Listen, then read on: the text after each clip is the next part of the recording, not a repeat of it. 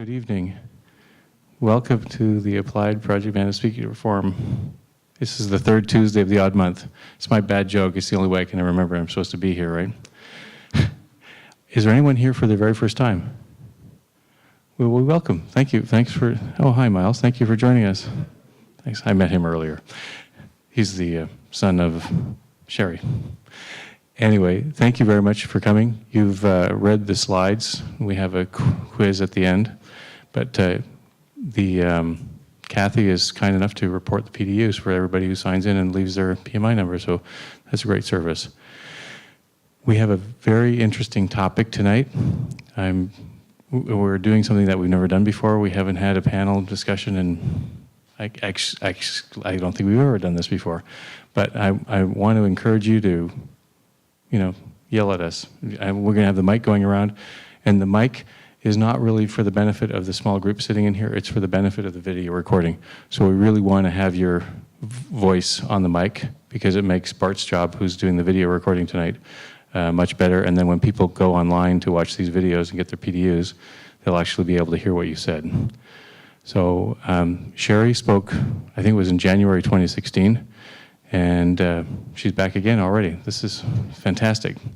So she's been with Holly Frontier since about 2015. She's been in the Dallas area for 25 years. She's a servant leader. I already introduced her son, Miles, here in the front desk. He's a basketball nut. Apparently, I got that right. And her daughter is in a PhD program in nursing in Houston. So please welcome Sherry.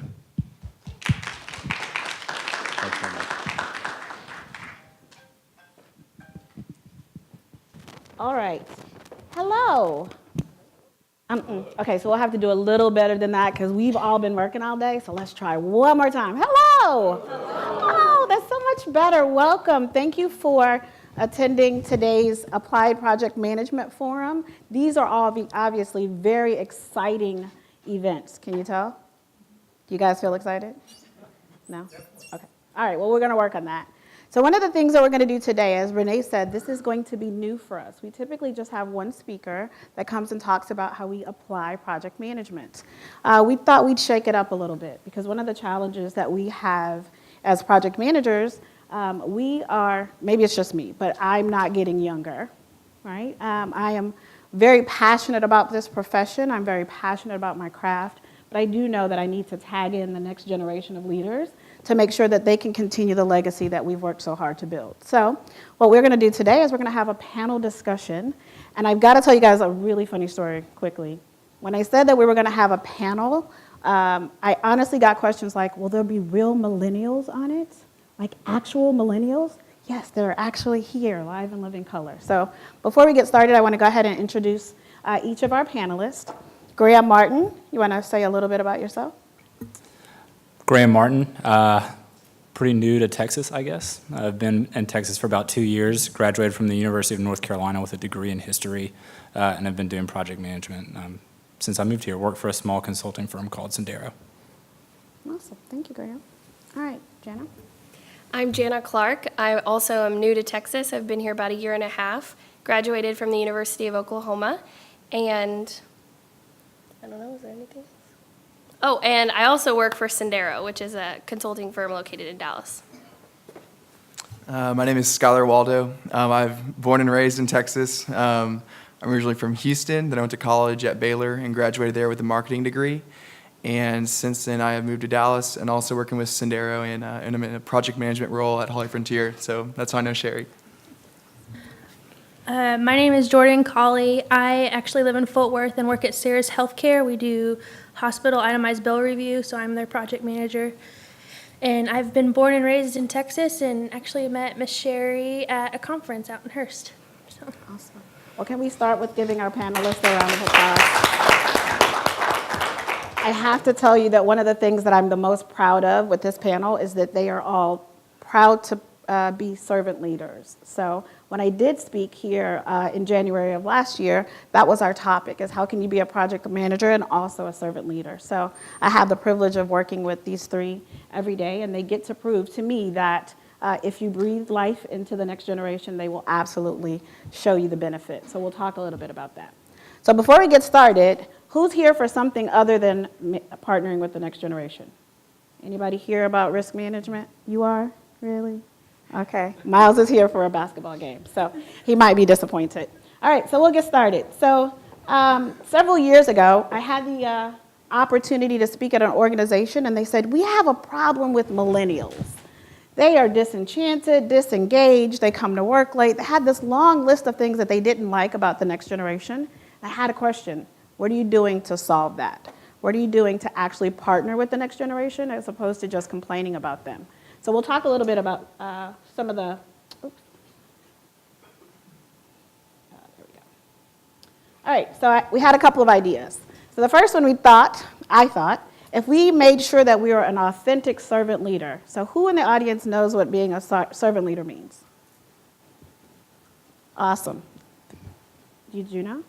All right, can you give us a very short summary of what a servant leader is? Instead of telling what to do, and how to do, be with the team and be an example to the team and do all of that. Awesome. So be a part of the team and work alongside of the team. Very good. Kurt. Hey, Kurt. To not tell the team what to do, but to understand what their problems are and fix them for them. Okay. Awesome. So fix problems. Anybody got any different ideas about servant leadership? What about you? So you, panel, what suggestions do you have? What does it look like to be a servant leader as a millennial? Jordan? I would say actually living it out. And when you tell me something at work to do, if I can look to you and see how you've led in a meeting, and then I can not necessarily mimic it, I'm going to turn and make it more of a Jordan version, but it's so much easier to actually learn from someone who's living out what they're saying than someone that's just sitting behind a desk giving orders. Awesome. So that leads kind of to the next topic, walk the walk. So being a servant leader is not just about talking about it. It's not about having a pin that says I am a servant leader. It means that I am removing obstacles to make sure that my team can be successful. That means I've got to get in the weeds a little to understand what those obstacles look like. It's also my responsibility to make sure that they have all the tools that they need to be successful. It's not me telling them what to do, it's me asking them how they can get it done. But if I'm not doing that every day, I can't expect them to do that with their teams and the teams that they manage. So Graham, talk to me a little bit about what it feels like to have obstacles removed or not. There's a degree where, and this is, I think, feeds back into the authentic servant leader example, that somebody is coming alongside with you, in a sense when they're not just telling you what to do, but coming alongside with you, also trying to empower you, empathize, understand where you're coming from. And I believe something that when we were discussing this panel, something that Jordan had brought up was kind of letting me learn or letting me manage in my own way, and that doesn't necessarily mean at my own time frame, at my own pace, but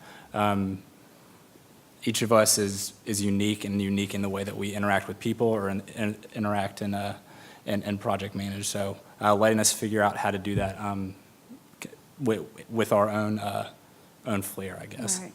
No, that's good. One of the awesome opportunities I've had with working with the team at Holly Frontier is finding a problem and just giving it to the team. Here's the problem. You guys help me with the solution. That's hard. I've been managing projects for a long time, let's just say. And it's very easy to have a prescriptive idea of how the project should be solved, what needs to happen. What's more difficult is trusting your team, especially when they're younger, to make good choices and solve. Now, do I want them to build rocket ships without a framework? Probably not. We'll give them some guidance and we'll come alongside them. But I will tell you that more often than not, giving them the opportunity to come up with solutions, sometimes things I would not have even thought of, results in much better outcome and a lot faster pace than possibly I would have done. So, awesome. What questions do you have about servant leadership as it applies to the next generation? Do you think it's something that you could do, John, tomorrow? What do you think? As it applies to the next generation? Yeah. Technically, I am in your generation, so. This millennials self-identify. Yes, This is awesome. exactly. I love I actually didn't think I was millennial, though. I had to look it up. But Because I got to where I am for being the yes sir, no sir, and getting in the office early and outworking my Yes. colleagues, right? So I think I'm a little different than how you guys typically describe millennials, but I managed a team of 27 in Atlanta that were all under the age of 30, and what I found to be successful is making sure you spend time outside the office with them. We did a lot of happy hours, but we're in a sales environment that's very highly commissioned, so it's high performance, and so I feel like it's a little doing what you guys do from a project management standpoint. You guys get to solve problems, right? Sometimes that's sexier, right, and more fun to sit there and work together and do that. But Like we need to make sure that's the hashtag for Right. tonight. Project management is sexy. Right. We got it. it No is worries. sexy, Keep going. right? we're on the phones and we're performing and we're selling, right? And so I think it's coming up with different ways. With project management, I do think it's sexier. I think it can be more fun, right? When you're getting people to perform and generate revenue under the age of 30, and a lot of it is rigorous, picking up the phone and doing the activities that aren't always very, very much fun, right? That generate those results. Coming up with different ways. I think Graham, you kind of mentioned, letting people have kind of their own flair, right? I think that's a big part of it. Yeah. All right. We always have a new word for every time we present, and I believe that's it. You nailed it. We got it. All right. So we also had some ideas around what else it takes to be a great next generation project manager. One of them is that you kind of have to own it. So when I travel and do this presentation, I say, how many people in this room have children who are millennials? Can I see by show of hands? Awesome. Wow. Okay, so millennials are your fault. That's it. We're done. You're welcome. We're all done for today. Yeah, it's our fault. So I also have a child who is a millennial, and I had to own it. In order for me to find a solution for managing the next generation, I had to own the fact that I had created the next generation. So I have a daughter who's 28. She's very talented. She's very smart. I told her that she could be anything she wanted to be. I told her she could do pretty much whatever. She got participation trophies for showing up for soccer, just to show up. I did that. It was a thing. However, when that same person comes to my job and wants to be a project manager, I'm like, you don't get to make $100,000 just to show up. You've never done this before. There's what I thought was a spirit of entitlement. It took me a moment to take a step back and say, you know what? I actually created this. So how do I then come alongside the same person? If it was my daughter, what would I expect people to say? So first I had to own it. If this was my child, what would I do when they, came up to look for a job? So Jana, tell me a little bit about what it looks like to own the coaching aspect as a younger project manager. So coaching, I think, looks different for a millennial. We, from our managers, want instant feedback. We're constantly wanting weekly checkpoints. I know at my company and also at the client site, we have weekly checkpoints to see how you're doing, how your team's doing. So we kind of report up on the people I manage. But from a team perspective, my team actually is mostly Gen Xers. I think Gen X is the team that I manage. And it's very different because they don't want that much communication. They want to be able to communicate to me on their timeline, where I'm constantly wanting daily feedback, if not weekly. So I think it's kind of striking the balance between how they best receive that feedback, and then also my managers tailoring to the way I like to receive feedback. And I think one reason millennials may like to receive a lot of feedback is because of how we were raised. We were used to always being told how we were doing. Even if it was negative, we still were able to course correct in that moment. We weren't waiting a quarter to find out how our progress was and then kind of try to take another quarter to kind of make those tweaks. So that would kind of be my perspective on coaching. Awesome. Thank you, Jenna. What about you, Skylar? I would just kind of add to that. I think as millennials, that is kind of it, is I think we want more instant feedback, and which is exactly what Jana mentioned. But I think for me and the team that I work with, typically it's, people tend to sometimes not read emails, whereas I think a millennial, something we may be open to would be receiving an email once a day with our status on how we performed in that meeting. I think if we were to, obviously that's not realistic, but if that's something we were to receive, I think that's something we'd be interested in reading about. And so I think that's just kind of a mentality that we have to realize is, coaching may not be that way, especially, across generations where people have different expectations of, how much to communicate, when to communicate it. And something I've noticed too is I think we would rather, once you learn something, go and communicate it in the moment.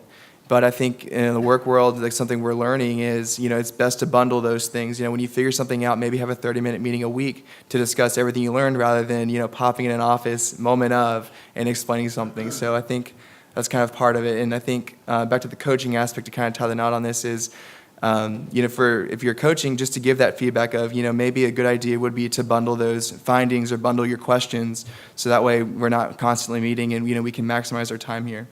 Awesome. Oh, sorry. One Yeah. thing. Something interesting I read in Pew Research was that millennials are very metric driven, and I think that kind of tied into your sales, getting to see your numbers, how you do on a screen every single day and what your numbers are. Not that other generations are not metric driven, but in the fact that a millennial workforce a lot of times would rather be able to get all of their work done in 25 hours in a week and go home and be able to say, I've hit all of my goals, I've done everything, I've hit every deadline.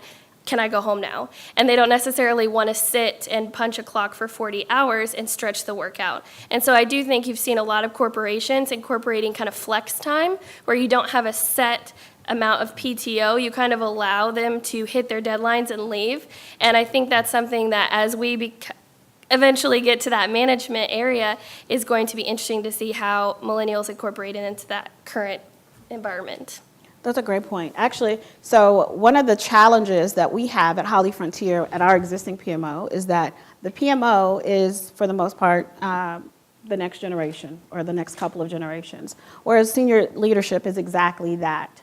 So it's very challenging to say, you know what, we've got a team. The team worked really hard this week. It's Thursday, 2 o'clock, go home, right? We've met, to Jana's point, we've met our deadlines. We've got all of our deliverables created. Why sit here and just burn hours? Go home and enjoy that. So it's challenging. It's challenging being in the middle, being that catalyst for change to say the team has met all of their deliverables, their timelines, they're good. It doesn't make sense to just sit them here. Now, on the flip side of that, I can pretty much at any time contact this team. So it could be Saturday, noon, Sunday, midnight, it doesn't matter. The team is constantly connected. So as a manager of a PMO, I absolutely love that. I love the fact that if I need them, I know that they're available. I don't abuse that, but I make sure that I know that if there's something there's a new deadline which might pop up, which happens probably every day.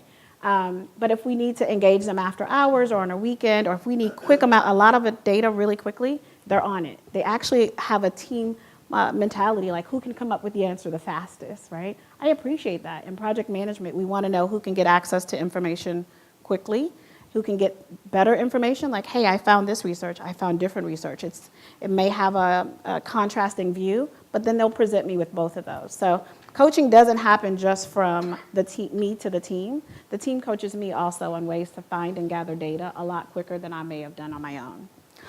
So developing them and mentoring them. So Graham, I know you had some thoughts specifically around mentoring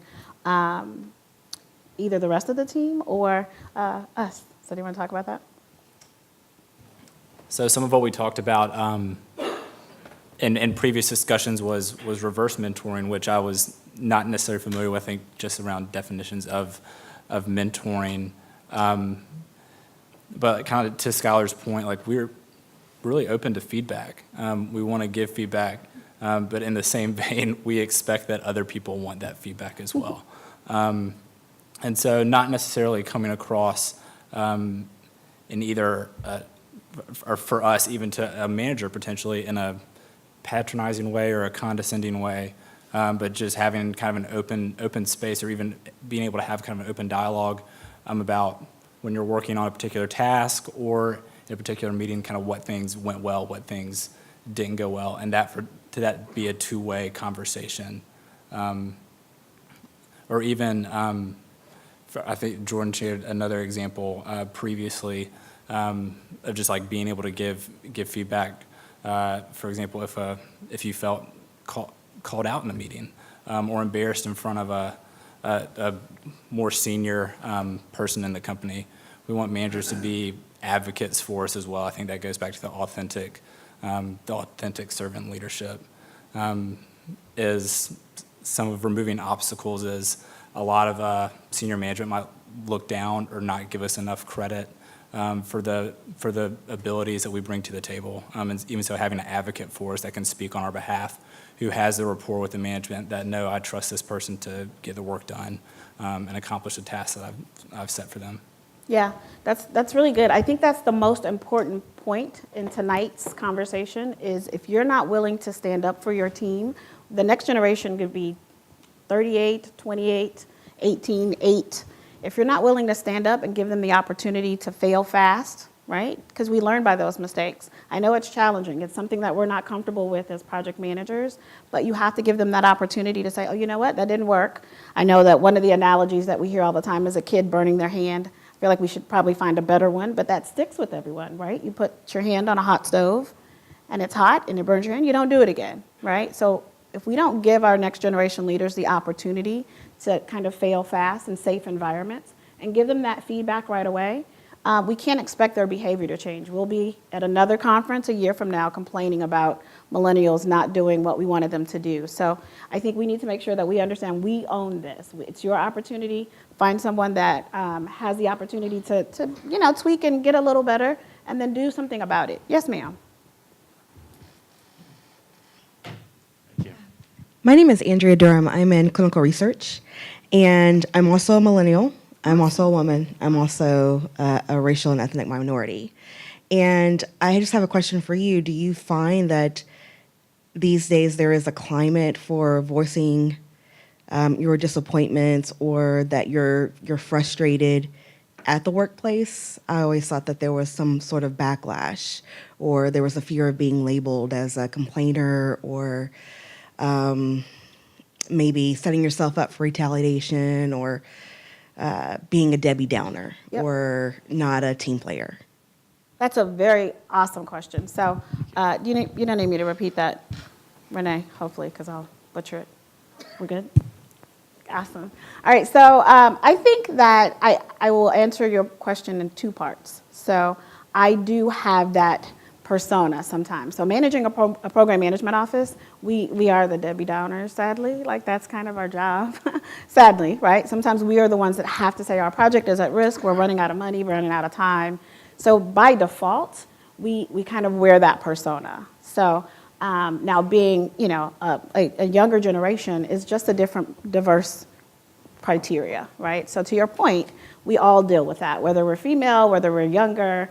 Even though I'm not younger, I haven't been in oil and gas for 25 years. So walking in the boardroom, even now, having been there off and on since 2013, there's still that moment of like, what could she possibly know about oil and gas? She has no idea. She's in a suit, everybody's in jeans and Wrangler, so I get it. I do understand, though, that just makes it more challenging. That just means that when I can do what it takes to make sure that the project is successful, that I make sure that I've given the data on time, often, clearly, and accurately, that no matter what those labels look like that people may have given me beforehand, at the end of the day when I deliver a successful project, and whether that means it's still late and still over budget, but they knew because they had heard from it, then that kind of, it's not that big of a deal. Do I deal with retaliation? Absolutely.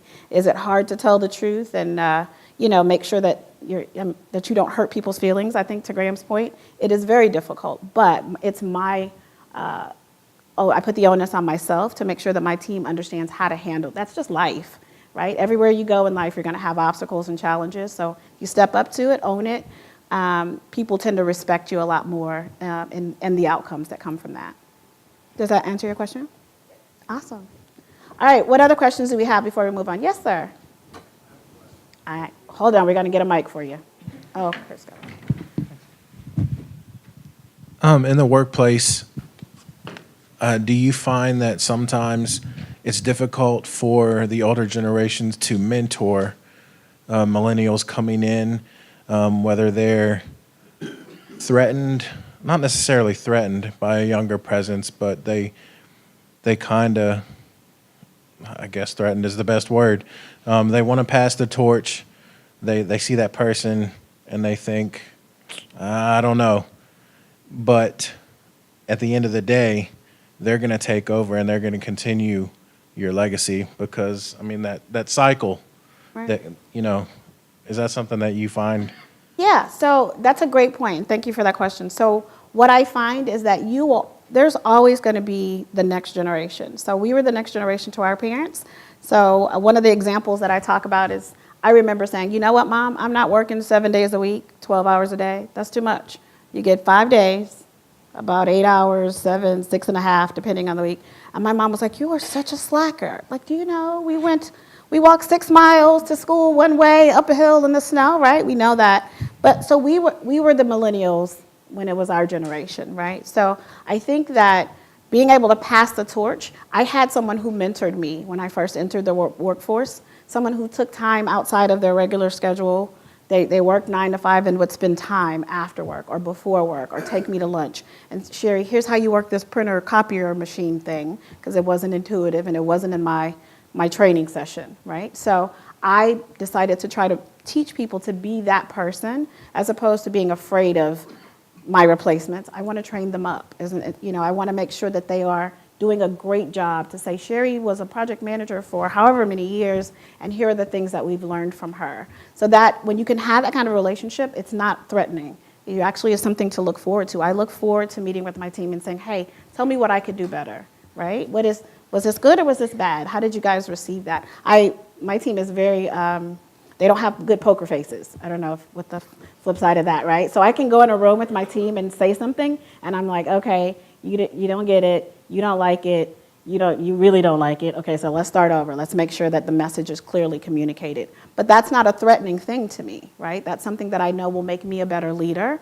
But not everyone's there. And so hopefully small groups of people will say, you know what, we'll try something different. Instead of feeling threatened by it, maybe I'll figure out a way to communicate more clearly. Sound good? Yes. What you got? So something interesting about mentoring, I think, and that concept is if you are in a senior position or you've been in a position for a long time and they are bringing a lot of millennials in, I think, at least from my experience, having seen my mom in the workplace, she's been at one company, perfect example, for 30 years, and that's not really common anymore. And they slowly start working those older people out for the more young people.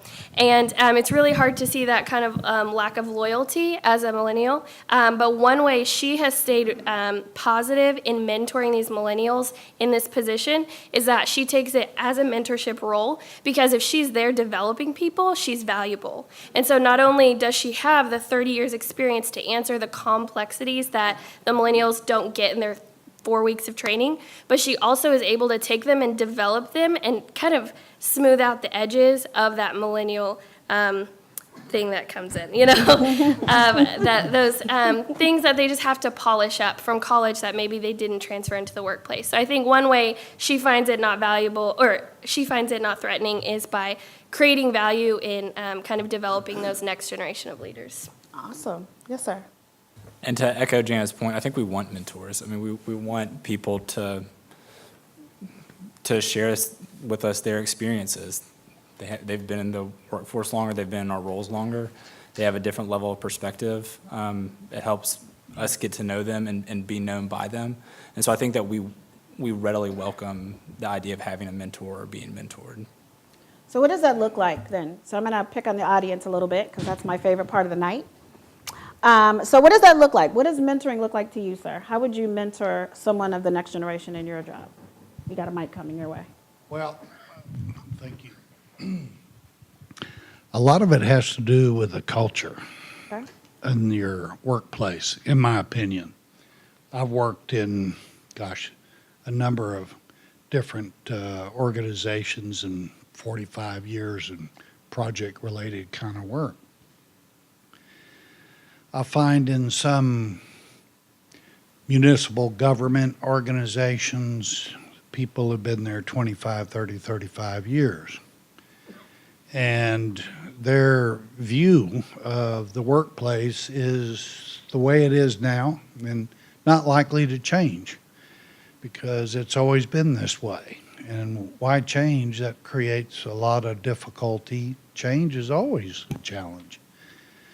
But if you're in private industry, as I have been in software development, it makes a difference whether you're strictly projectized where you don't have the opportunity to work with people and develop those resources because they're gone in 3 weeks or 2 weeks. So, the value add for you as a leader to them is, maybe marginal.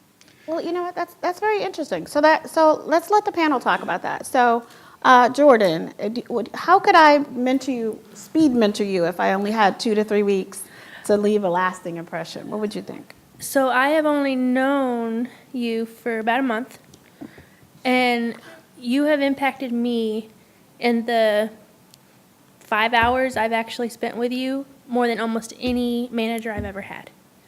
Because she has taken, Miss Sherry has learned the art of taking words and making them very pointed, and she can have a conversation with you in such a way that it really hits you really hard in your brain, your heart, and every aspect of it. I'm not mean though. I'm not. No, she's super sweet. People are like, oh no, Sherry. No, but you can have those conversations with people because millennials are so eager to learn. We're the most educated generation out there, and I know I never feel like I'm done learning. Every single day I come to work, what can I learn today? What can I learn now? Even if I finish something by lunch, I'm like, well, what's next? Like Jana's point, if we're done, I want to go home. If not, I want to learn. And so take the plumbing industry. I know this is a complete different, but they have the journeyman. They have the different levels. And you may be with someone that 1 hour, but you can impart so much, even if it's your work ethic. There's just so many little things because we're watching. Yeah. If I'm looking at a manager and they go to lunch every single day for an hour and a half, I'm like, well, I took 20 minutes. So there's so many things that they're actually watching. Even in a projectized environment, it's maybe 3 weeks, but 3 weeks is a lot of hours. There's 24 hours in a day. It's a lot. I guess what I was thinking about was in some of my roles, I felt like as a manager of a software development shop with 30 employees and 20 people outside the organization, DBAs and QA folks and finance people to help track the finances for the projects. In that kind of environment, we had a functional organization. And it was the most rewarding, and they were all millennials at the time. And I love working with millennials. You're right. They're so bright, so non-afraid of doing something, to learn something new. But as a resource manager, I felt like not only did I have to create opportunity, it was my responsibility to my company to develop resources, value-added employees who have that kind of drive, that initiative, and go out and learn how to apply different tools, different techniques, achieve greater performance, efficiency. And I just wish there were more opportunities like that. Well, that's good. That's a great point. I think let's talk a little bit about that. So we'll talk about one of the opportunities that we have as non-millennial project managers is taking that accountability. So I've made mistakes with my project teams. I've made mistakes with my children, with my friendships, with my relationships. The biggest opportunity that I find to impart on my team is taking accountability for that. Because I want them to be able to do the same. So we talked about what it looks like to be a millennial. You get participation trophies, you get an award just for showing up. There's some positives also that happen in that mentality. So there's a team mentality. No one is a loser, which sometimes sounds like a bad thing, but in a project management environment, if people believe that they're striving towards a goal to become winners, then you get a lot more productivity from your team, whether it's in 3 weeks, 3 months, or 3 years. So understand that some of those same characteristics that might have seemed negative beforehand actually kind of work out in your favor when you're managing a project. And so which one of you would like to talk about that kind of team mentality? Graham, you want to? Yeah, I can talk to it and speak to it. like you said, that there's kind of the two sides to the participation trophy mentality, where one very much is, and you see it up there, the spectrum of entitlement. The other side is the team mentality. We celebrate in the success of our teammates. And I don't know how much of that is generated out of the idea that we all get a trophy. We all receive a participation trophy. We all win when you win, or to that effect. And so I think that comes into play particularly in the level of empathy. And I mentioned that just a little bit earlier. But even just some of the best mentors I've had, or the best managers I've had, have not only taken time to get to know me, but also when I've had a frustration, may not have a solution to that frustration, but at least heard the frustration that I had and acknowledged that they heard it, and asked for that and welcomed that. And so even just knowing that we're doing this with you, that this is a team effort, I think goes a long way in our eyes to knowing that, oh, you trust us, so we're gonna, be so much more willing to work this much harder, or be this much more productive, or we feel like we have the ability to, and the freedom to kind of think outside the box and problem solve in a way that we wouldn't have, I think, if we didn't know that you trusted us. That's a great point. Awesome. So Skylar, just so you guys know, I'm going to give full credit. He is the owner of the Spectrum of Entitlement. So in our little powwow session that we had before this, he said, I feel like everybody falls on a spectrum. There's a spectrum of entitlement. So talk to us a little bit about what that spectrum looks like from one extreme to the other. Yeah, so as we kind of huddled, we were talking about this whole idea of, every millennial is entitled, and kind of that mindset. And, being a millennial myself, like, I own that, as in, I think, I automatically by default have some sort of entitlement in me. And I think that comes from the participation trophies, or how we coined it up here, no one's a loser. And so I think through that, as you get older, we naturally develop that, like, we are entitled. And so my point to share was, though, I don't think you can necessarily call every millennial, entitled and just coin them all. I think there's a spectrum to it, where you're going to have some who, are more Gen X in tendency, and they're going to be less on the spectrum. Then you have some, though, who I think, you can, like, always on social media, like on Snapchat, they might be more entitled because they want to rack up the likes, and through the likes, that's what gives them, that encouragement, and, makes them think they're valuable. They find their value in something like that. So I'll also say, I think that not every millennial is the same, and I think naturally that by default there is some sense of entitlement, but it's not all equal. So I guess the takeaway for me, if I were to give something to you guys, is just know that. So if you have a millennial in your company, they're not all entitled, but I think there is some sense of default of, something there is entitled. So that was kind of my thought. No, that's good. So what questions do you have about that? Somebody's burning. Someone felt like, I think this gentleman in the corner. What do you feel? Yeah, he's like, yeah, that's you. Tell me what you think about owning that. No. Yeah, sorry.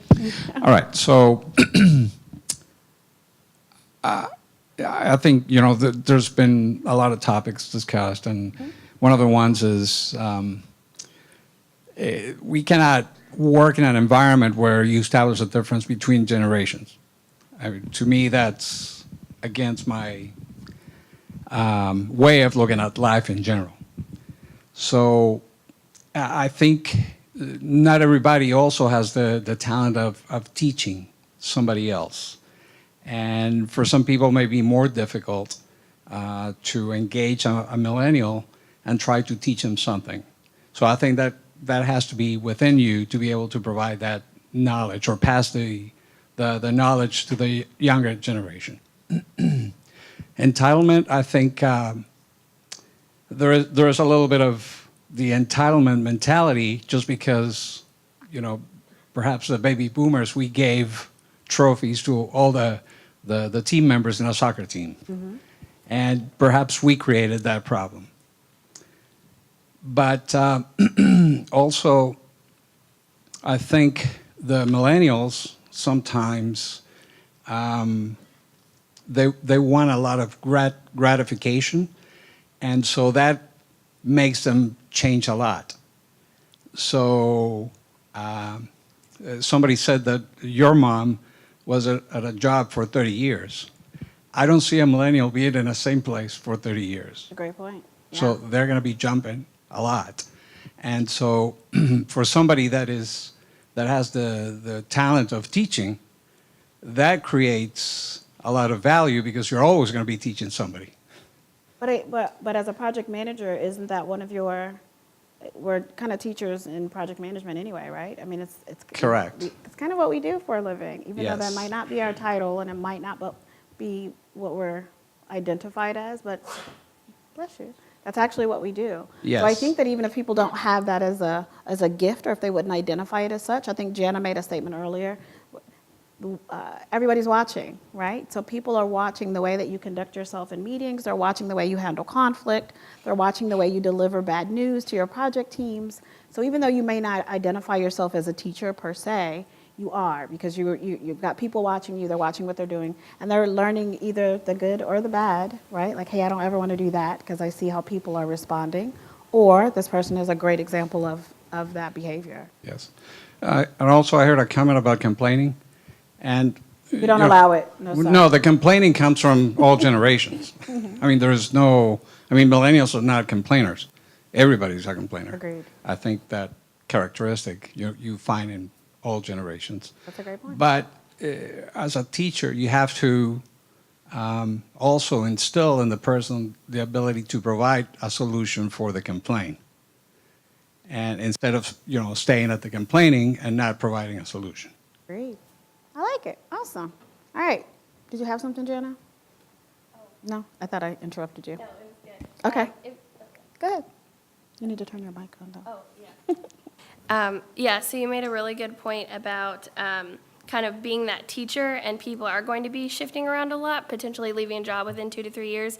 And I think that's when it's important to almost internalize it and say, this is going to be kind of a lifestyle, and you can't be responsible for how the millennial reacts. If you get a really entitled millennial and they are an awful worker and they do not understand that what they're doing has a negative impact, at that point, you're not responsible for their response to your coaching. And I think that's something that's important, is you can coach and you can be that best manager that you can be, but you're not ultimately, at least in my opinion, not ultimately responsible for how they respond to that feedback. And so I think a lot of people, we talked about a bit in our huddle, is everyone wants to say, you guys need to learn how to work with millennials. But I think it's just as much the opposite, is that millennials need to understand how to work with other generations too, and also understand how to take feedback. Because I think the most important thing I've heard is saying, hey, you respond really negatively when I say this. Why is that? And I've had to stop, think about kind of that teaching moment of, why do I react that way? Oh, it's because it's pulling from my entitlement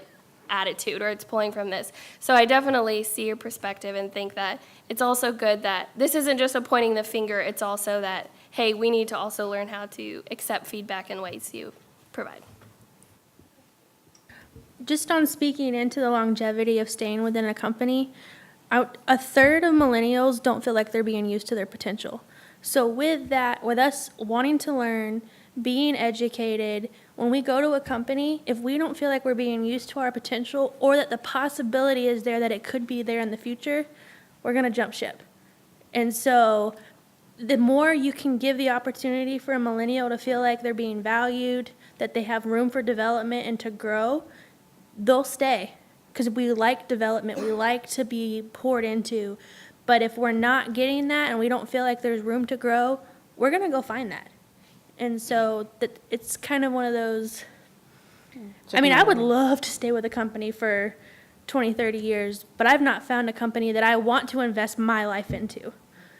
And so there's a whole lot of, just another random point, but 2/3 of millennials state the organization's purpose is the reason that they stay. And so if you have a good purpose and you want to develop a millennial, you might keep them for life.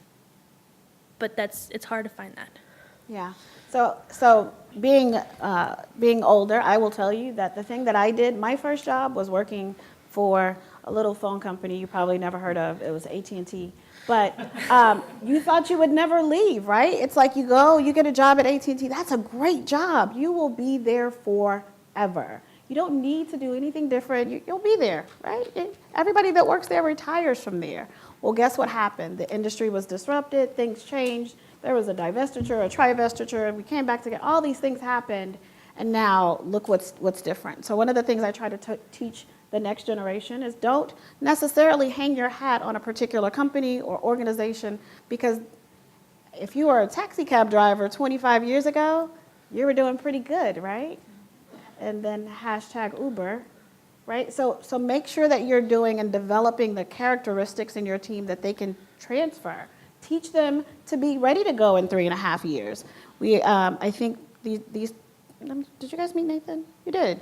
So there was a gentleman that worked for us about a year ago. He's one of the best project managers I've had, a wonderful servant leader, an all-around great guy. We found out that they were expecting twins. They had a child that was 2 or less than 2. They live in Frisco, and we work in Uptown, right? And so that commute is a little bit of a challenge, just a little.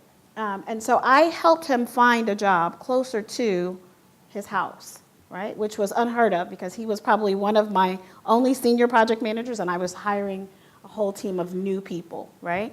But what I thought was more important was to be a servant leader to him as a person, and then subsequently, he imparted so much knowledge into the team, and I think he was there for like 3 or 4 weeks, but he actually wouldn't leave. So to Jordan's point, he told his employer, I can't start until my team that's taking my place is really up to speed. And so that's something that, again, he didn't work for me for even a year, but I was able to impart the importance of servant leadership first, project management second, right? Being a good person and a good leader of people will make people want to stay. Now, subsequently, obviously, he still had to move, but he was very committed to make sure that this team was successful. They still tell me every now and then, like, I remember Nathan said something, and he's been gone probably since February or March. So again, it doesn't take a lot of time. It could be 3 to 4 weeks or 2 to 3 days. It's just about making sure that you're consistent, you're authentic, and people can ask questions. So it's uncomfortable. It's uncomfortable for us to receive feedback from anyone, especially the younger generation, but know that they're asking because they want to know better so they can do better. Make sense? All right. And so no limits. So, Jared, hey. So tell me what you think it means to have no limits from a next generation leader perspective. Tell me what that looks like. This gentleman here has a mic for you.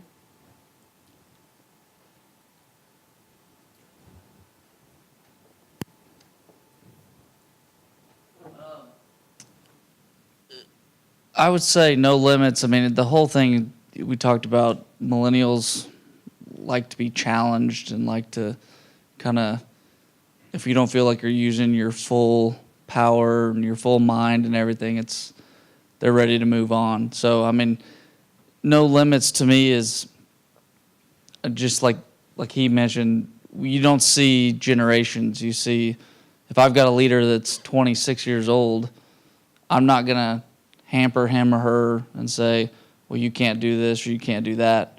To me, I see it as you give them all opportunities and see where they go themselves, and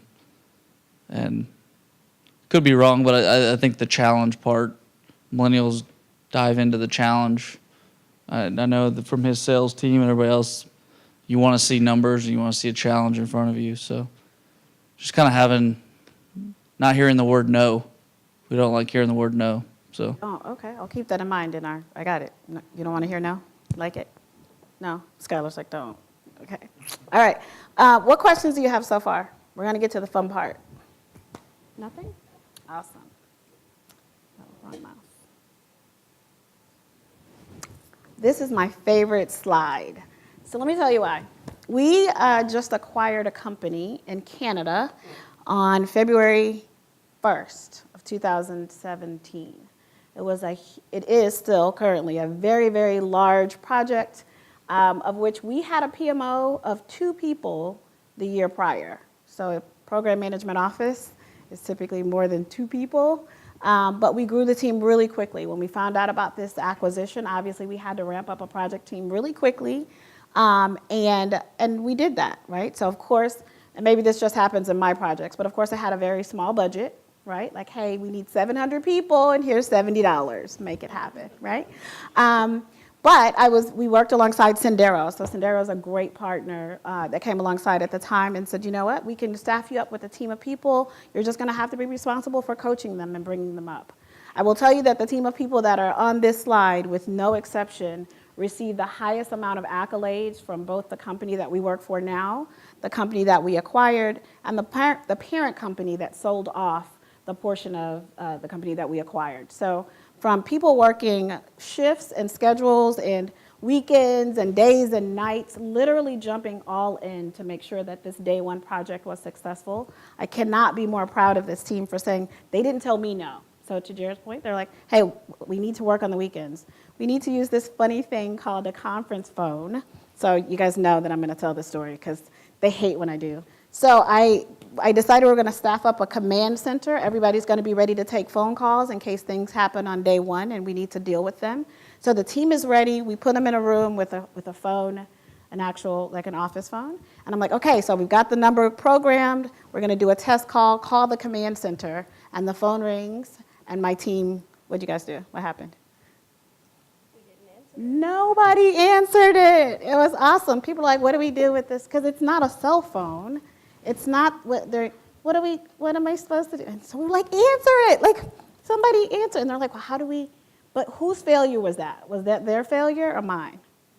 That was my fault. Because I made some assumptions, right? I made some assumptions that they've been in an office, on a phone, transferring. I know people that I work with, that I've been working with for a long time, who don't know how to transfer a call with a conference line, right? But why would I expect that from this team? So that's when our expectations and our reality kind of don't necessarily meet. If we're not willing to step back and go, you know what, my bad, let's roll it back a little bit. Let's talk about how to use this conference phone, how to pick it up and how to, but that's, I let them down. I was embarrassed, right? Now I get to pay them back by embarrassing them and telling that story. But at the end of the day, I believe that it is my responsibility to protect my legacy. I want to make sure that people are like, there is this one project, though it is probably one of the most challenging projects that I've ever worked on in the 25 years that I've been doing this. I know that the people who've worked on this project will learn from it. And so that changes your perspective. It's not just about the organization that you work for, or if you're projectized or matrixed, or those things don't really matter. At the end of the day, if you love what you do as a project manager, if you see the passion in the next generation, no matter what it is, they may not decide to become project managers, right? But everything that we do is a project. So if you impart the right knowledge upon them, that legacy will follow them if they decide to become a doctor or a nurse or a teacher. It's not necessarily about the project management skills per se, it's about the servant leadership. So I'm super proud of this team. And Jordan is now our new, all right, we got to get a new slide with Jordan's picture on it. All right, what questions do you have about protecting the legacy? These ladies over here have been very quiet. Can we get a mic over here? They seem so excited to participate, don't they? Yay. All right, so tell me, why do you think it's important to protect your legacy from a project management perspective? Well, two different perspectives here. One is a mother, and with a 30-year-old and a 26-year-old, and then one as a contributor, right, to a company.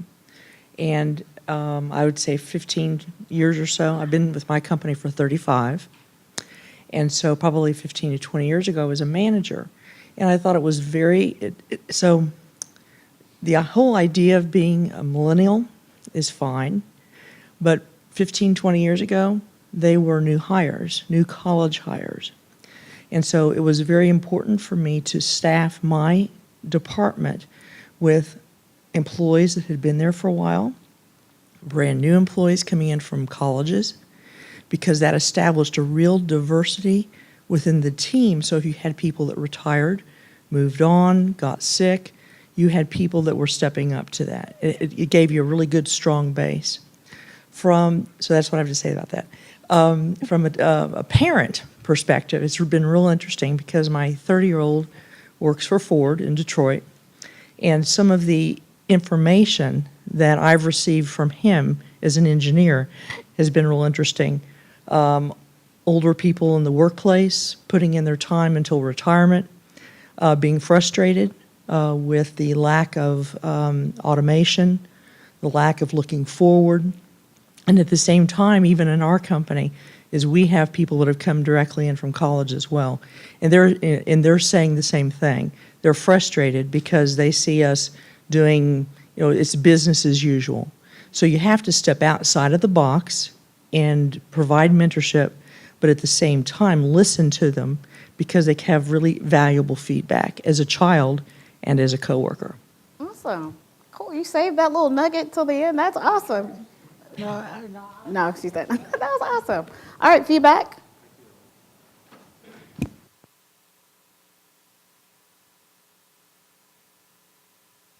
No, I really appreciate that, and I know my mother and I have a similar relationship with you and your son, where she's a project manager at Williams in Tulsa, and she's in oil and gas, and we have these same kind of conversations, and she imparted to me what I'm a baby boomer millennial, and so if that's a adjective we can use, but she imparted to me, I call it the go-getter, but it was the what do you want to be when you grow up and go after it.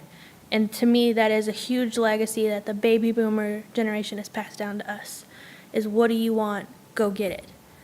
Now, some of us didn't know we still had to pay our bills before we got that job, but I appreciate that. And one of the things that I want to add, so at the event that I met Jordan, I was doing a presentation similar to this, and Jordan happened to sit next to me at lunch, and someone was giving me feedback on my presentation, and Jordan said, you know what, did you ever realize that there are two types of millennials? There are the millennials born to the baby boomers, and there are the millennials born to the Gen Xers, and they are totally different. And I've done this presentation quite a few times, and it had never dawned on me, right? And so because we typically kind of group everybody into that one generation, and we treat them the same with these labels and broad strokes, which we know we're not supposed to do anyway.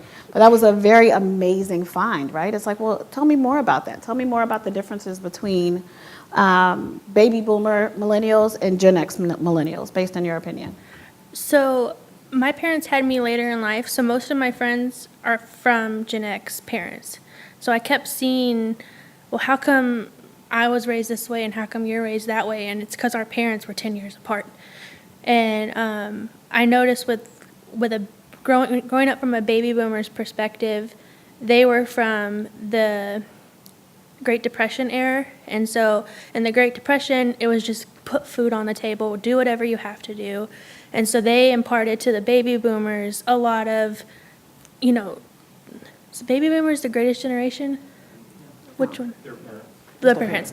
So they were, they paved this way for, working really hard, and the baby boomers came in and they, changed the way we saw work done. And so they passed on to me just this hard work.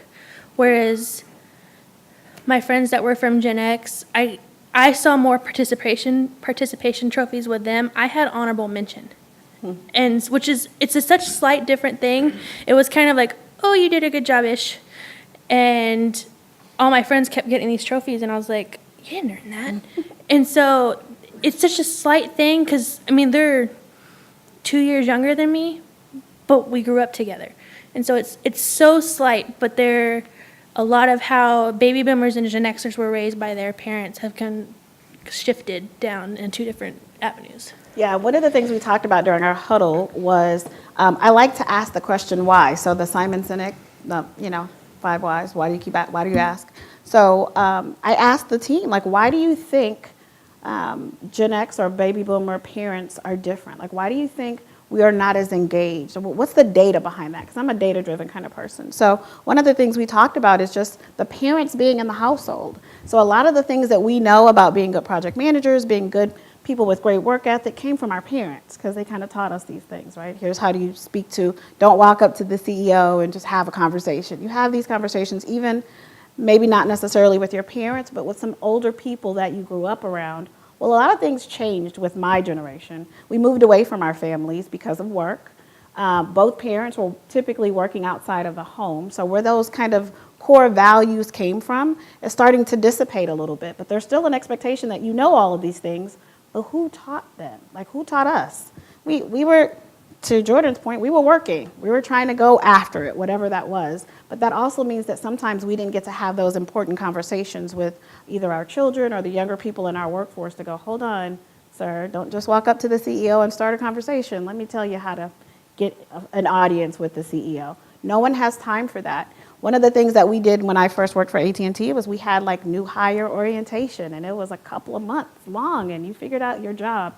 You don't do that anymore. Hey, welcome to the team. Here's your laptop. Here's your login. I'll see you on the status call in the morning, right? So let's just be cognizant of that. If we're building a legacy, make sure that we're putting the right tools in the hands of our team. Sound good? Anything you want to add? How many seconds am I going to wait before I...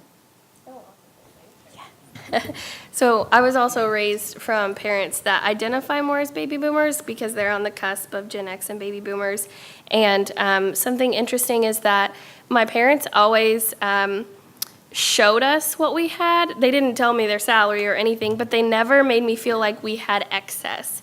And it probably helped that my dad was a minister, so we really didn't have a lot. But they never put on this false impression, and I feel like a lot of my friends who had Gen X parents, they had big houses, they had pools, they had multiple cars. Yes, I'm sure baby boomers did too, but they let me see the hardships, and they let me know that work was hard and work was a challenge.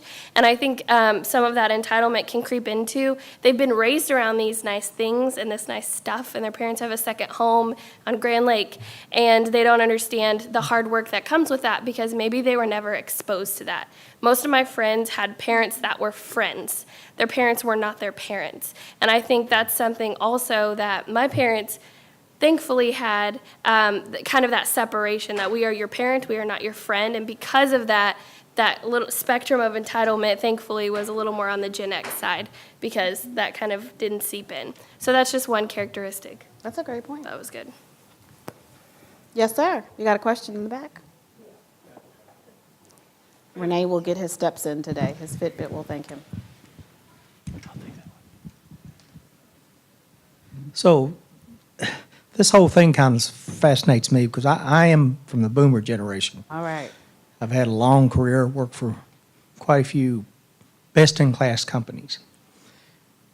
This is the first time I heard this servant leadership you brought up in your previous presentation.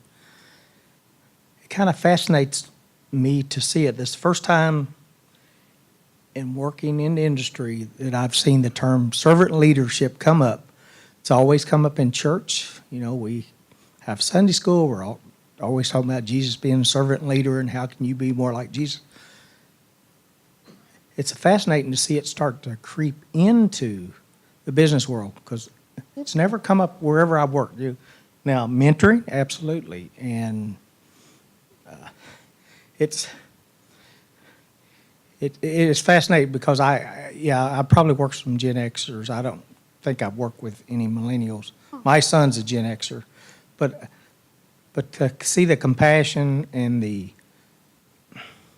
understanding to start to creep in, it's nice. That's my comment. Well, thank you. It's nice to see. Well, My whole career, I've never seen this come up. Oh, yay. Good job, guys. Go ahead. That's a great perspective, that it's just now starting to creep in. When I was in, oh man, thinking back, just kidding. When I was in high school, I was a senior, and my class, we had a class on leadership that started to become a thing, and now they have classes on leadership in high school. And our teacher was in industry. I don't think he was affiliated with any type of religious organization, and he brought in the concept of servant leadership. So I had heard about it many years ago before I ever met Sherry at Holly Frontier back in November. And so for me, it was a concept we actually learned in a public school classroom in Oklahoma about how to be a servant leader. And so I don't know if it's something, I haven't been in a high school recently, and I'm not friends with a lot of teachers, but I'm not sure if it's a concept they're starting to teach to that millennial generation, and maybe that's why it's creeping in. But it's something that I started hearing back in public school, and then it was continued on in several courses in a public university, college. We would talk about servant leaders. Well, that's impressive because like I say, I've worked with major companies, Northern Telecom, Verizon, Singular Wireless, Raytheon, and now U.S. Bank. Never heard the term servant leadership mentioned once. Well, here's what I will tell you, and that to Jana's point, it's not just in church that you hear it. So when I worked for 7-Eleven is when I was introduced to it. And actually, the author of the book, The Servant, came in to do a presentation to us.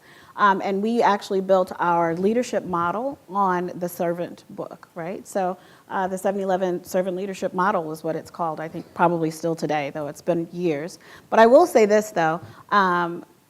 Being a servant leader isn't something you turn on or turn off if you're at work or not at work, right? It's either who you are authentically so when you're parenting or when you're at work or when you're in traffic, right? So I think what you'll probably find is that people who have been in the industry for a long time, you're comfortable with your skills. You're comfortable with what you bring to the table. So you're no longer afraid to show who you really are. So I don't think it's necessarily creeping in per se. It's probably just now being more comfortable, people being more comfortable with just being who they are and being able to speak to it. And thank you, Mr. Collins, for writing a book entitled The Servant, which made it secular.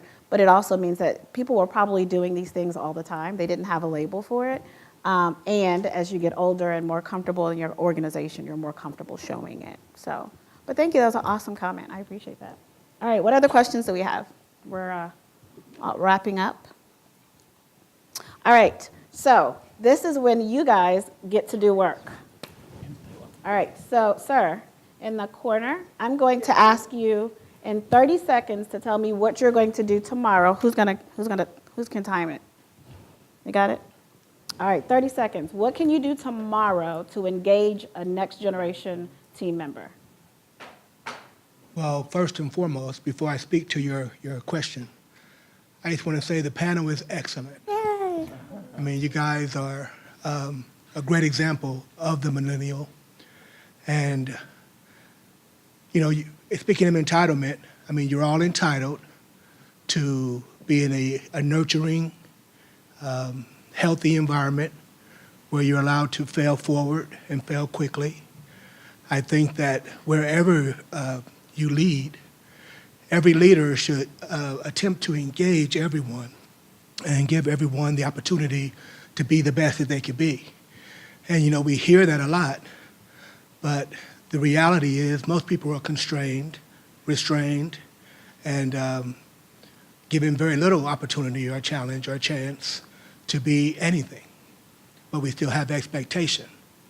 And so what I would do, back to the question, what I always try to do is create a fair-minded environment that is empathetic, and I always try to listen, because I think listening is the most important thing. You have to hear what is being said before you can ever even offer any sort of a solution.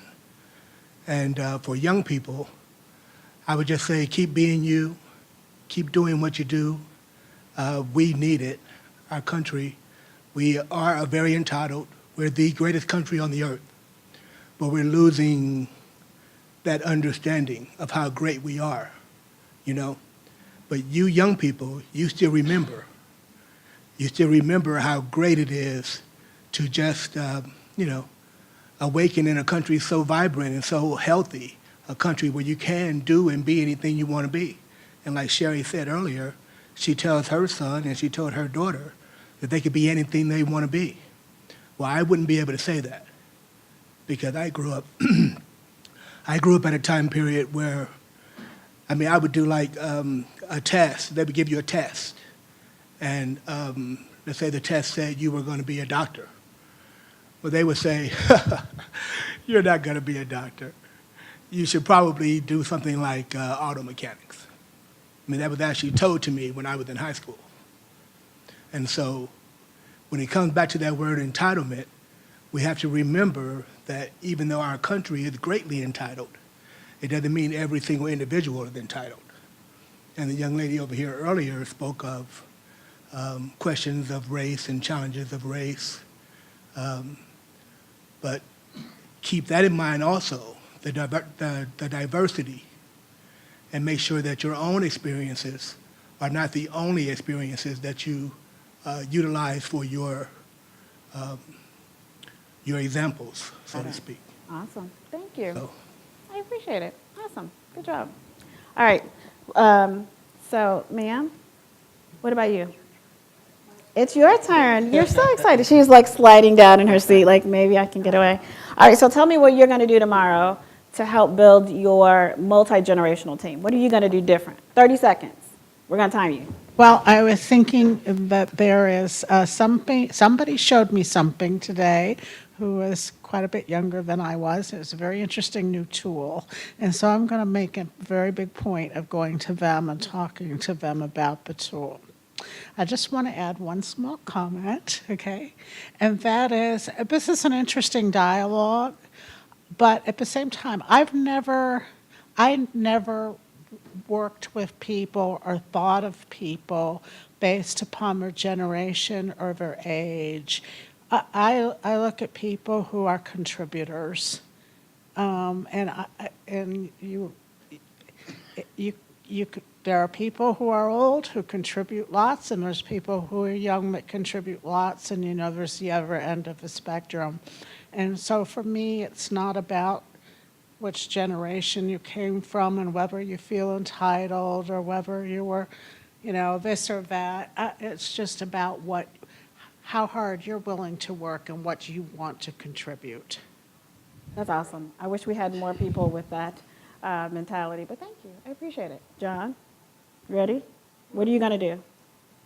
What are you going to do tomorrow? What am I going to do tomorrow? To make sure, Yeah. I don't necessarily want to know what you're doing tomorrow. You don't want to know but what I'm doing What are you going tomorrow? to do to keep building your multi-generational team? Yeah, I think something that is a challenge for me in a hectic environment, and I'm super ADD, so I'm always all over the place a little bit, and not taking the time to, yeah, she knows it's true, not taking the time to spend time individually to get to know them, because a lot of what I heard are things that I inherently know, and maybe it is because I am in that millennial bracket, but because I enjoyed that from my peers or my mentors and my management.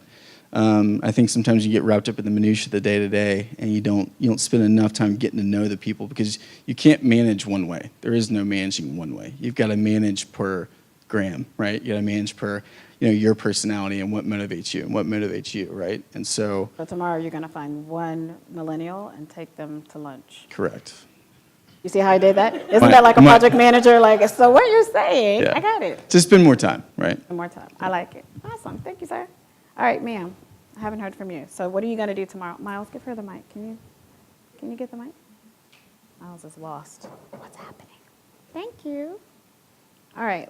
So what are you going to do tomorrow to help build this So amazing just team? depend from the feedback from the panel, a couple of things I learned. First of all, can I just say something? It always bothered me now that millennials why are they being given so much importance? Because we have conferences, we have coachings, we have different things, and we're like, nobody did that for us when we came in. We went in and we adjusted. We figured out how to go and survive. But with this generation coming in, the employers are coached, and everybody's kind of getting ready for the millennials. So it's like a great welcome thing that's being done for them. So it used to bother me, but not anymore. Okay, good. I'm glad to know that. That's great. And so, I never gave it as much importance, but just from the feedback from the panel, a couple of things I learned, which I'll probably try to use. One of the things that they said that they like feedback. So, okay, daily, weekly, whatever, if I can provide that feedback, it'll help them grow. It'll get them in the right direction. So that's helpful. And then another thing that kind of stayed with me was that they're hardworking. They want to contribute, right? So that's a great thing to know, that somebody's ready to put in the work. So just to kind of channel that, something that they have in them. So we just have to figure out, make sure that they are being challenged, they are being fully utilized, and then they're a great employee. That way you can get your work done and keep them happy, and that's a win-win situation right there. Oh, thanks. All right, sir. What about you? Well, let me just echo. Thank you guys. You guys are role models, for your generation. Probably the only generation that's ever had a red carpet rolled out for them, with all the training and so forth. Like Shada has said, it's unique, and I've been hearing about the millennials in the workforce for a long time. And I've learned some perspective here that maybe I didn't in times gone by, and it's good. I think a couple of things. I think to be present, to not ask somebody to do something that you wouldn't do yourself, to tell somebody, provide somebody a goal, without necessarily providing all the instruction. If you identify obstacles, remove them.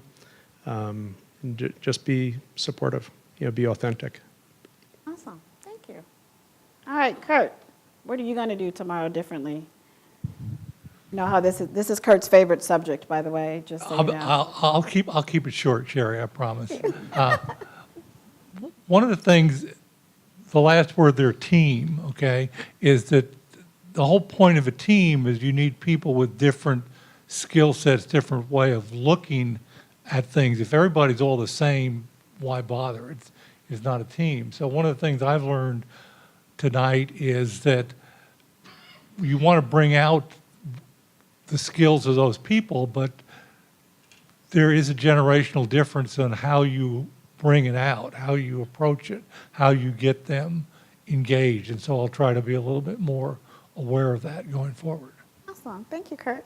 All right, we're going to switch the question up, and Jana is going to ask the next question of the audience because she had an amazing question. So, yeah. Yeah, so something, as we were preparing for this and just trying to better understand our own generation, we're very well known in at least the Pew Research area as the look at me generation. And we like to post everything online. And I've been working a lot with our security guy at Holly Frontier, which immediately brought the question to mind, if we're the look at me generation and we post everything online, therefore using social media at work, people posting pics in the break room, all that, I guess what kind of data security or privacy concerns do you have as you hand over management to this generation that loves to just post everything online? Or do you have any data concerns or privacy concerns? Sounds like you have complete and utter trust from everybody in the room, which is awesome. Yes, sir.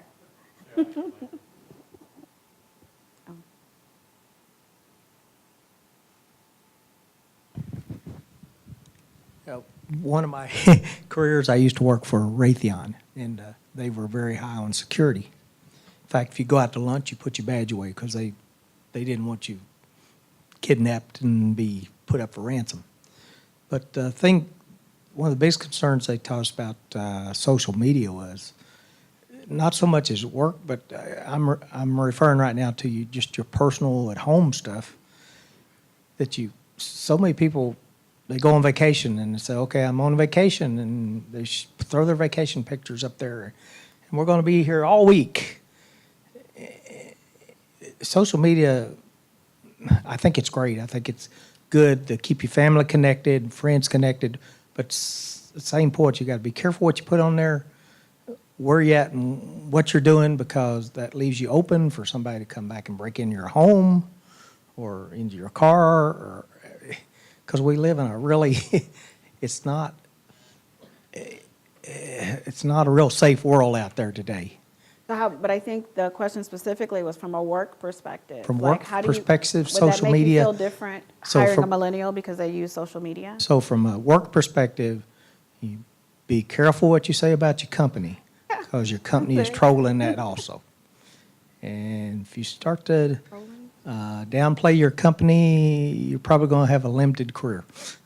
Very So good feedback. that's the main first thing that comes to mind. So. Okay, awesome. So they can't complain about me on your face, so don't complain about me on Facebook. None of them are my Facebook friends, by the way, so I don't know if that's good. Is that good? Is that good that my friends are not, they're not my friends on Facebook? Yes? Right? Yes. Yes, ma'am. I agree with the comment. You want to be careful about what you're saying about the company. You do hear about people whose careers are shortened quite a bit. That's based true. on what they're posting. Right. The other thing Hold on, I too think is that Renee's going to give you a mic. if you're in a private business, you're posting information that could be potentially to your detriment of the company. And you've got competitors out there who are looking for what you're doing And, it's just, that's not good. The other thing you need to be very careful about from a security standpoint is anything that could potentially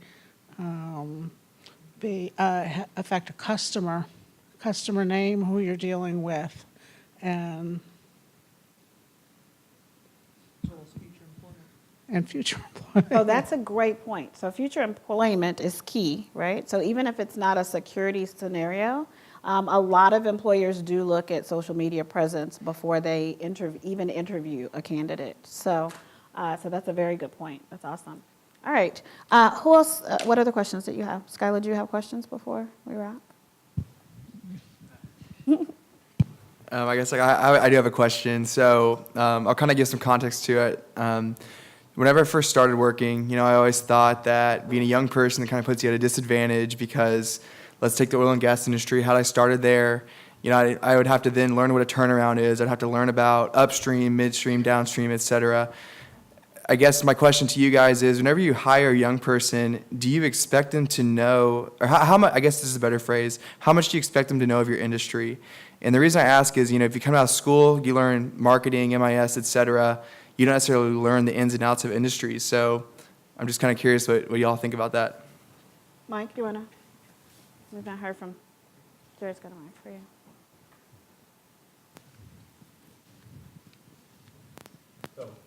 Can you hear me? Okay. Yes. So first of all, you guys are fantastic, and obviously you're very talented and are going to be super successful. And so from somebody that's from Generation X, I guess, and have a couple of millennial kids, and parents were, my father fought in World War II, right? So the fact that you're millennial really isn't special, okay? You're young. I was young. My father was young. His father was young at some point. So the difference is you're living in today, right? So technology, information, it moves so quickly. That's what's really different. I'm very different at 52 years old than I was at 25. I had the same drive at 25 that I see you guys have too. So what I would say is, I think to some extent, our generation may have hindered, not you, because obviously it didn't impact you, but by giving participation trophies, right? My kids didn't fail from that. Obviously you guys didn't either. Don't fail from the fact that you've now been labeled millennial, right? You're going through the same thing everybody in this room went through. You're just doing it in a different time frame. So to answer your question, what information do you need to know about the company you join? Far less than it was in 1988 when I graduated college. Because you have access to information. I do it today. I just changed industries. But I can find out so much information on the internet. Wikipedia will answer so many things. So when I hire individuals of your generation, I know that you're very capable of getting up to speed very quickly. You're going to advance very quickly. You're going to do all those things. But what I look for the same thing people look for in me. Talented, capable, driven individuals that aren't going to expect to get ahead because they're millennial. You expect to get ahead because you're talented, capable individuals that are willing to put forth the effort. So, You want to have a point counter to that?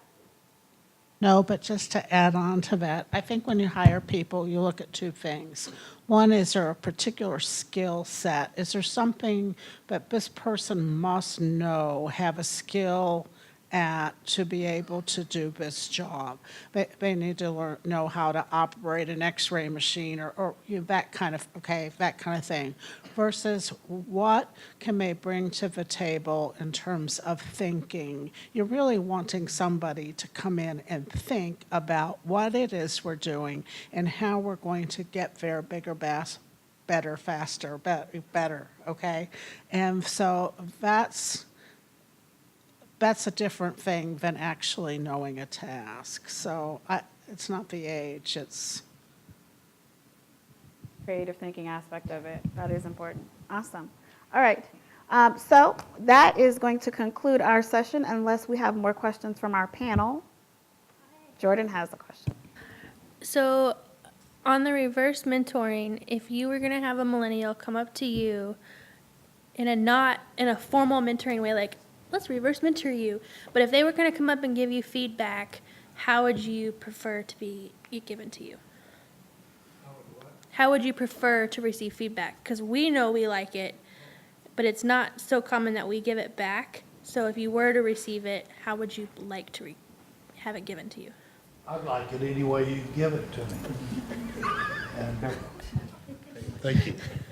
No, I'd like feedback any way you give it to me and not try to judge it. I'd try to understand what value how that could help me. I mean, I'm an extrovert by trade, so those things don't bother me. I like to offer ideas and participate. So I don't mind getting, call it constructive criticism. So Everybody else in the room feels that way too, right? Everybody's open to. We are really? Yay. I like feedback with facts. Feedback with facts. Okay, that makes sense. I like it too. It's all about the data. Yes, ma'am. Yeah, I like to find out more about why. For example, if in a conference or in a meeting, somebody say, "Why did you react that way?" And I like that kind of feedback because that helps me understand next time how should I react in an environment, or sometimes don't say anything if I can say something positively. So I always take feedback seriously, and I think about it. Good. Usually I take some time in the evening to think about what all happened at work and with kids and with husband. Right. Then try to improve whatever mistake I made and try to be a better person. So I like feedback, and I take it very seriously. And sometimes I say, oh, by the way, the feedback I like, but you're wrong. I say that too. Okay. So I will let the team respond to this, but how would you respond, Graham, if I said, thanks for the feedback, but you're wrong? Have we ever had that situation happen? And I have had that situation happen. And I would respond, I guess it all depends on the delivery, or being supported with why I'm wrong. Just to be told I'm wrong with no context to it or no facts to support it doesn't help me grow or improve or learn from my mistakes. So I would have to swallow a little bit of my pride, but I would appreciate it. awesome. All right, Kurt. I would just. Kurt, I got a Got to put Renee to work, Kurt.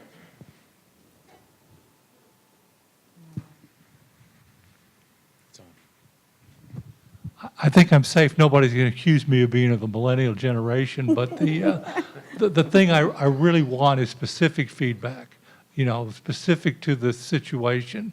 What annoys me is when they generalize, they start to get out of the specific situation and start to come to general conclusions, which may or may not be correct, but it's not pertinent at that time. So that would be my comment to the millennials. Speaking to somebody in the baby boom generation is just be specific. Awesome. Thank you, Kurt. All right. So any other questions for us before we wrap? I think we've got about 2 to 3 minutes, and Kurt's standing here to let us know that this project's almost over, right? Nothing? This is your last chance. You've been a fantastic audience this evening. I really appreciate all your participation. Probably, I think just about everybody in here had a comment to share. So I really appreciate that. Sherry, I wanted to thank you very much for organizing this evening, and you had a wonderful panel. Let me see if I can remember their names. Jana, Skylar, Jordan, and Graham. Yay. Oh, well, okay, great. Hey, Thank you all thanks, very much. guys.